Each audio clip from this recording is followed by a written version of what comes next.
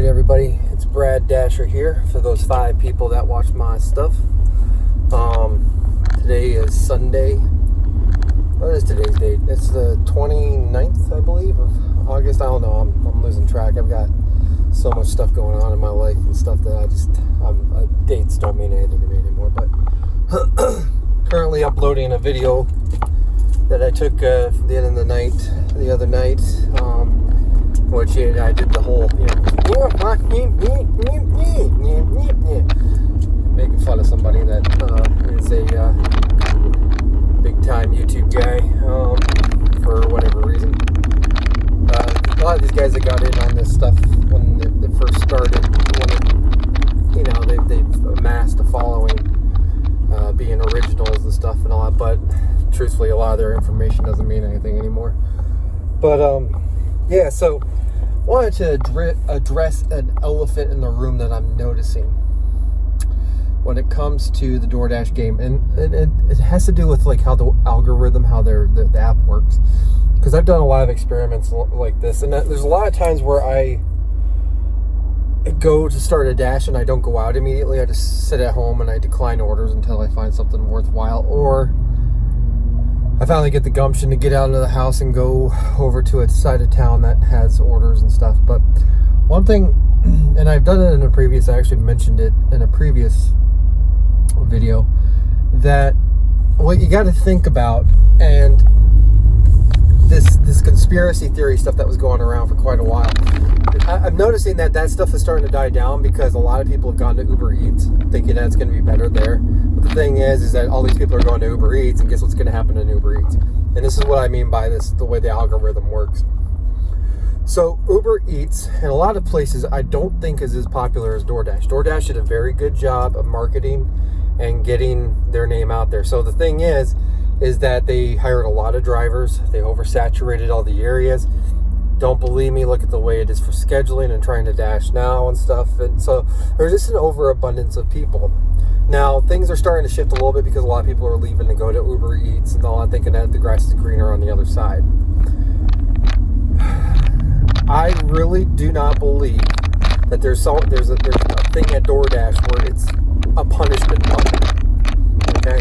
There's a lot of people that seem to think that. There's a lot of news being spread around that that's the way it was, that there's all these things that DoorDash is maniacally doing to people to make it harder and force them to take bad orders and all that stuff. I really don't think that that's the case. Yeah, the payouts suck compared to what it was, a year ago, most likely, because you had people weren't able to go outside. There were no dine-in options. There was takeout only. And it's like, why drive over there to the restaurant? There's just a lot of things that played into what happened a year ago when there was all the positivity around it. Now that we've gotten away from that, and the fact that states are opened up and things and all that, I noticed that more people are out going to actual restaurants because they want the social atmosphere.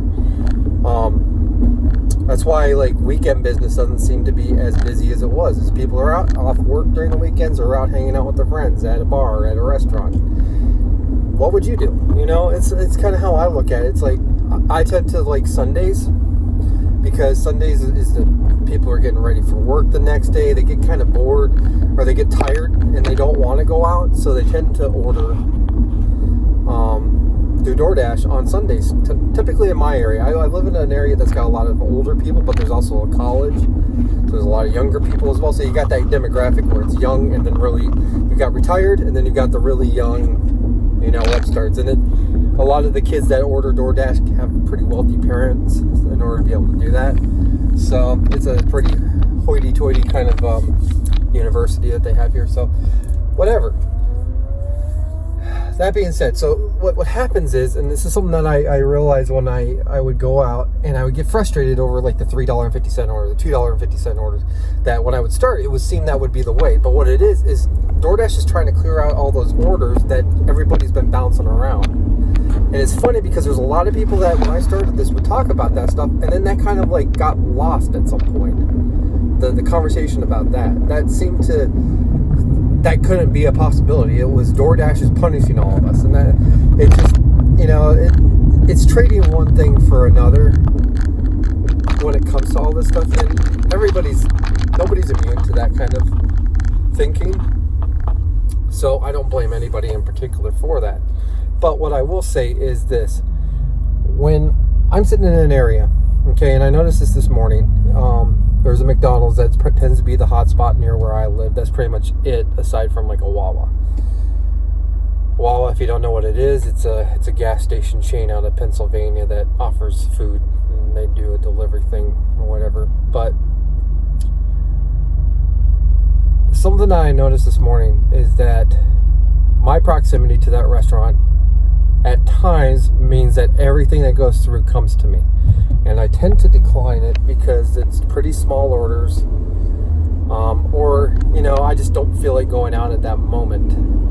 I don't have the ability to go out in that moment when it comes in. I gotta get dressed and a lot of other stuff, and I got family stuff I'm trying to take care of or whatever, but before I go out and head out to work. So what happens is that DoorDash then sends that off to another driver that's in the closest proximity. So that person gets pulled over there, then another person. So what you got to do is you have to wait until all those people clear out all those orders before you start getting that proximity stuff going again. And I really do think that is the beginning and the end of how that stuff works. I've noticed that there was a dash that I started where I was in an area that has a Chipotle, which tends to be the easy, quick startup for a day for any DoorDash driver. And so much so that it gets saturated in that area because everyone's sitting in that parking lot. When you're sitting in a parking lot, look around and see how many people are sitting in their cars with their phone like up or in their hand or whatever. Those people are most likely working DoorDash. And when I see more than two, I know to move on. Move on to the next area and just sit and wait there where I don't see anybody else on a phone or whatever. So all that to be said is that you got to think that the DoorDash is just trying to get their orders cleared out, so they're just going to continue to bounce them around. And yes, the food is getting cold for that customer or whatever if it's done.